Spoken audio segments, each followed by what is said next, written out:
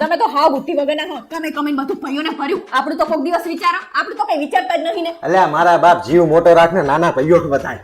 તો શું થઈ ગયું? આપણું નહીં વિચારવાનું. કાયમ તારા ટંટા જ વાહે.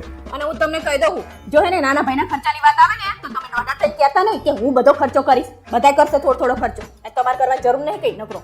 અલી તું ચમ આવી છે પણ? તમારે બહુ સારું થવું હોય બધે. હું કરું. આપણે આપણું નહીં વિચારવાનું પછી. વાહ, તમારે તો જબરો ન્યાય લો. દેરાણીને 15 તોલા હોવાનું ચડાવે અને અમને બબે તોલડી ચડાવીને ઓલા કરી દીધા. હા ભાઈ, અમે કે ગાંડા હી, અમને નહીં ખબર પડતી કે આવા બબે તોલામાં અમે માની જઈએ. અમારે 15 તોલાનો સેટ કરાવવાનો હોય તમારે. જો લગન કરો એટલે બસ આખા ગામમાં કહેતા ફરે છે કે અમને ભાઈઓને ભેગા નહીં બેહવા દેતી. આ તે તું આવીને તાણના કજિયા થાય ઘરમાં, અમે શાંતિથી રહેતા હતા બધા. હું કજિયા કરું તમને? સાચું કહીએ એટલે તમને ગમતું નહીં અને તમને તો કઈ ખબર પડતી નહીં. તાણે અને કહીએ એટલે તો કહીએ ઈ તો ખબર પડે કે નહીં આ શું કહેવા માંગે એવું. જાણે મારા બાપા તમારી જોડે પૈસા માંગે તાણે તમારી જોડે કોઈ પૈસા હોતા જ નહીં. અને તમારા ભાઈઓને સામે ચડીને ફોન કરીને કહો પૈસા જોતા જ કહેજે, પૈસા જોતા જ કહેજે. જાણે એ કુબેરના ભંડાર ભર્યા હોય. હા તે ભાઈયું હે, કેવું તો પડે કે નહીં? તકલીફ હોય તો તે મારા બાપા નહીં બચારા તમને છોડી આપી તો તારા બાપાને કાકાને ફોન કરે, મને શું કરવા ફોન કરે? કોક દિવસ તો મદદ કરાય ને.